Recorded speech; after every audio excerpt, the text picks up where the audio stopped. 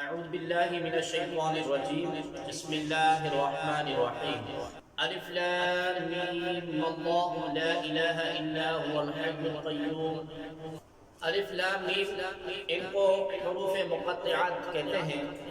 ان کی مراد اللہ تبارک و تعالی اور رسول اعظم صلی اللہ تعالی علیہ وآلہ وسلم بہتر جانتے ہیں۔ اللہ لا الہ الا ہو، اللہ وہ ہے جس کے سوا کوئی معبود نہیں۔ مفسرین نے فرمایا کہ یہ آیت نجران نامی علاقے کے وفد کے متعلق نازل ہوئی جو 60 افراد پر مشتمل تھا۔ اس میں 14 سردار تھے اور 3 قوم کے بڑے مقتدا اور پیشوا آدمی تھے۔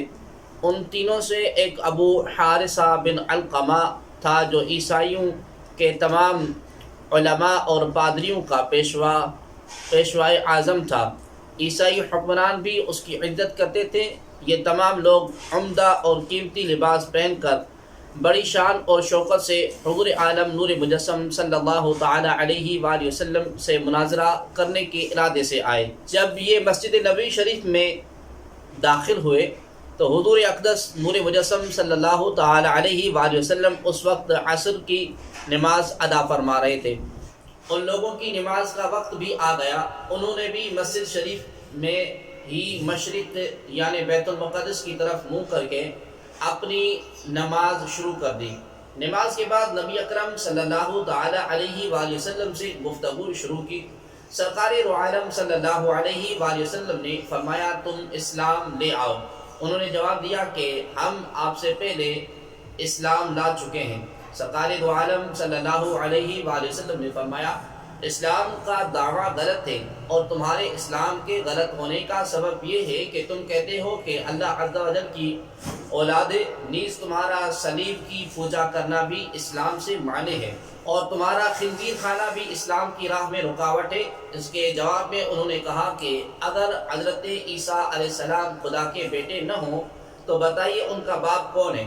پھر وہ سب بولنے لگے کہ حضور اکرم صلی اللہ علیہ وآلہ وسلم نے فرمایا کیا تم نہیں جانتے کہ بیٹا باپ سے ضرور مشابہ یعنی ملتا جلتا ہے؟ انہوں نے اقرار کیا۔ پھر نبی اکرم صلی اللہ علیہ وآلہ وسلم نے فرمایا کیا تم نہیں جانتے کہ ہمارے رب حی لا یموت ہے، اس کے لیے موت ناممکن ہے اور حضرت عیسیٰ علیہ السلام پر موت آنے والی ہے؟ انہوں نے اس کا بھی اقرار کیا۔ پھر تاجدار رسالت صلی اللہ علیہ وآلہ وسلم نے فرمایا کیا تم نہیں جانتے کہ ہمارا رب بندوں کا کارساز ہے، ان کی حقیقی حفاظت کرنے والا اور روزی دینے والا ہے؟ انہوں نے کہا جی ہاں۔ اس پر نبی اکرم صلی اللہ علیہ وآلہ وسلم نے فرمایا کیا حضرت عیسیٰ علیہ السلام بھی ایسے ہی ہیں؟ انہوں نے جواب دیا نہیں۔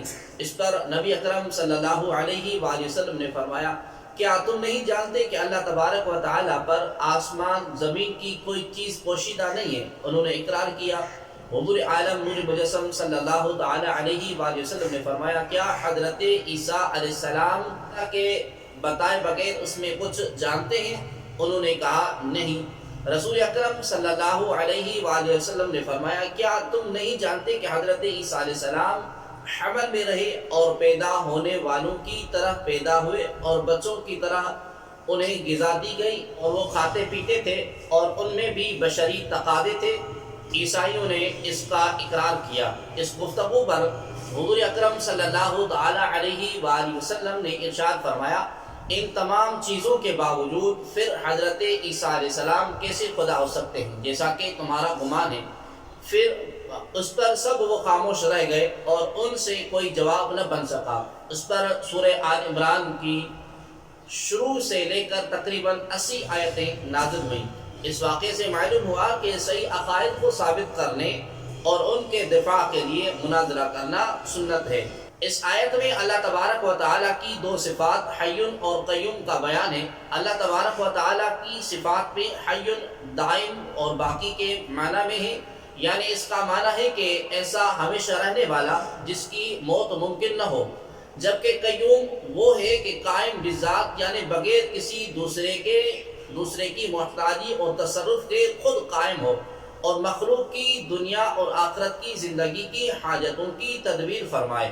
نزل عليك الكتاب بالحق مصدقا لما بين يديه بين يديه وأنزل التوراة والإنجيل من قبل هدى للناس وأنزل الفرقان إن الذين كفروا بآيات الله لهم عذاب شديد واللہ عزیز ذو انتقام.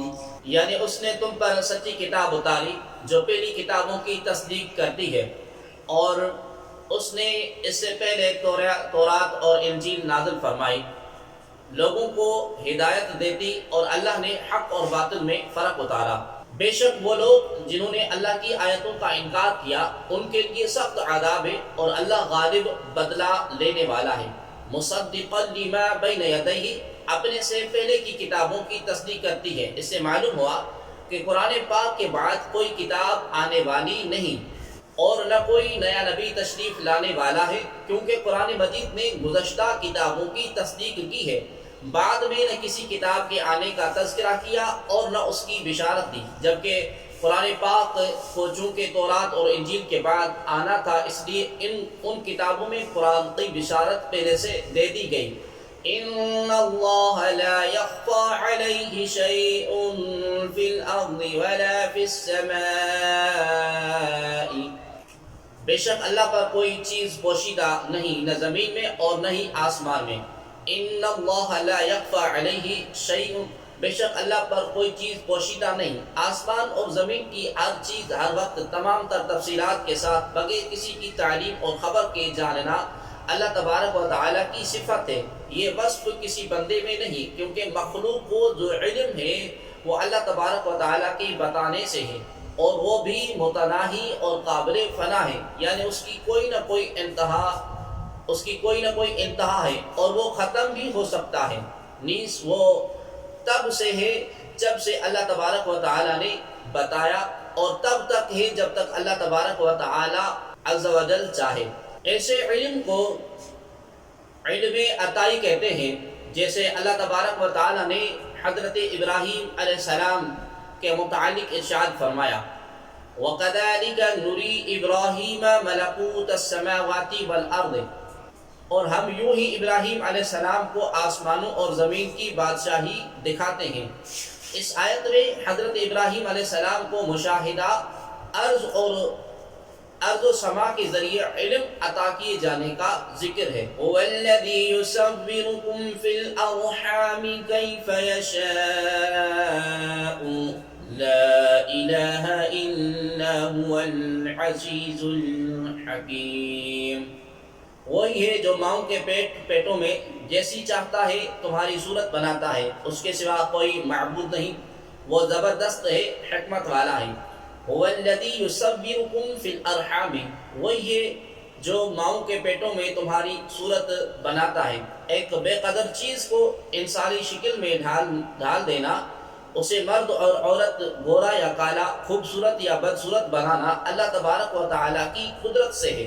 ماں کے پیٹ میں بچے کی شکل بنانا، اس میں روح پھونکنا، اس کی تقدیر لکھنا، یہ سب کچھ فرشتہ کرتا ہے. لیکن فرشتہ چونکہ اللہ تبارک و تعالیٰ کے حکم اور اختیار سے کرتا ہے، لہذا فرمایا کہ اللہ عز و جل ہی ہے جو ماؤں کے پیٹوں میں تمہاری صورتیں بناتا ہے. چنانچہ حضرت عبداللہ بن مسعود رضی اللہ تعالی عنہ سے روایت ہے کہ نبی اکرم صلی اللہ تعالی علیہ وآلہ وسلم نے ارشاد فرمایا، تم میں سے ہر ایک کی خلقت اس کی ماں کے پیٹ میں 40 دن تک جمع رکھی جاتی ہے، پھر وہ خون کے لوتھڑے کی صورت ہو جاتا ہے، پھر گوشت کی بوٹی کی طرح ہو جاتا ہے. پھر اللہ تبارک و تعالی ایک فرشتہ بھیجتا ہے جسے 4 چیزوں کا حکم ہوتا ہے. اسے کہا جاتا ہے کہ اس کا عمل، رزق، دنیا میں رہنے کی مدت اور بدبخت یا سعادت مند ہونا لکھو. پھر اس میں روح پھونک دی جاتی ہے. هُوَ الَّذِي أَنزَلَ عَلَيْكَ الْكِتَابَ مِنْهُ آيَاتٌ مُحْكَمَاتٌ هُنَّ أُمُّ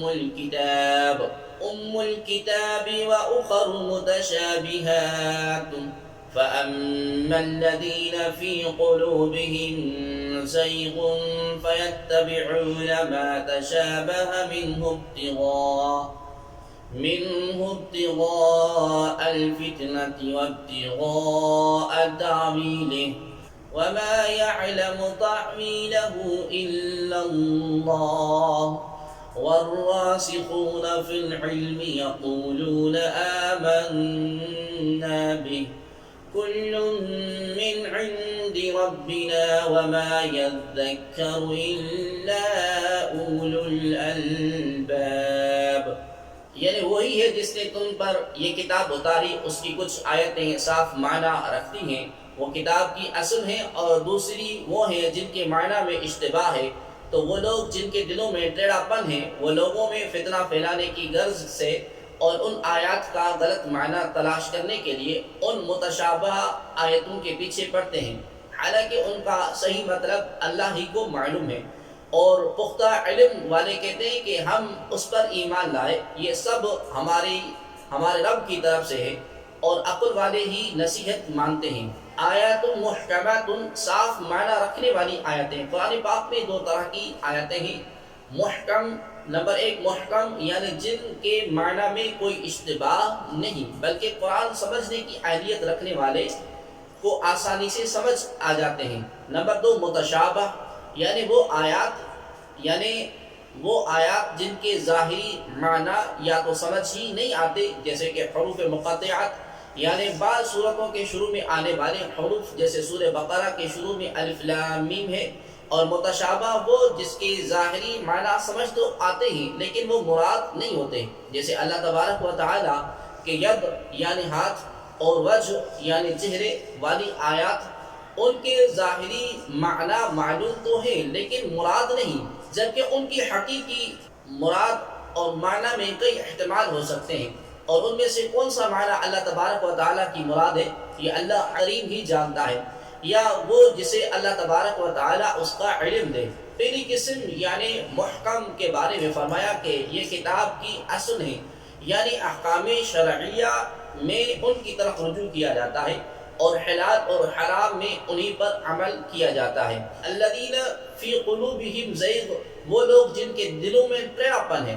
یہاں سے دو گروہوں کا تذکرہ ہے۔ پہلے گروہ گمراہ اور بد مذہب لوگوں کا ہے جو اپنی خواہشات نفسانی کے پابند ہیں اور متشابہ آیات کے ظاہری معنی لیتے ہیں، جو کہ صریح گمراہی ہے کہ بلکہ بعض صورتوں میں کفر ہوتا ہے، یا ایسا لوگ متشابہ آیات کی غلط تعویل کرتے ہیں۔ دوسرا گروہ سچے مومنوں کا ہے جو متشابہ آیات کی معنی کو سمجھے یا نہ سمجھے، لیکن وہ یہ عقیدہ رکھتے ہیں کہ محکم اور متشابہ سارے کا سارا قرآن ہمارے رب کی طرف سے ہے اور ہم اس پر ایمان رکھتے ہیں، اور جو معنی متشابہ کی مراد وہ حق ہیں اور اس کا نازل فرمانا حکمت ہے۔ اللہ تبارک و تعالی کسی کو متشابہات کا علم عطا فرماتا ہے یا نہیں، اس کے بارے میں محققین علماء نے فرمایا ہے کہ حضور افضل صلی اللہ علیہ وآلہ وسلم کی شان اس سے ارفع و اعلیٰ ہے کہ اللہ تبارک و تعالی آپ کریم صلی اللہ علیہ وآلہ وسلم کو بھی اس کا علم عطا نہ فرمائے، بلکہ حضور صلی اللہ علیہ وسلم کے صدقے میں آپ کریم صلی اللہ علیہ وسلم کی امت کے اولیاء رحمت اللہ تعالی علیہم کو بھی اس کا علم ملتا ہے۔ والراسخون فی العلم، اور علم میں پختہ لوگ۔ حضرت انس بن مالک رضی اللہ تعالی عنہ سے مروی ہے کہ راسخ فی العلم وہ عالم بعمل ہے جو اپنے علم کی پیروی کرنے والا ہو۔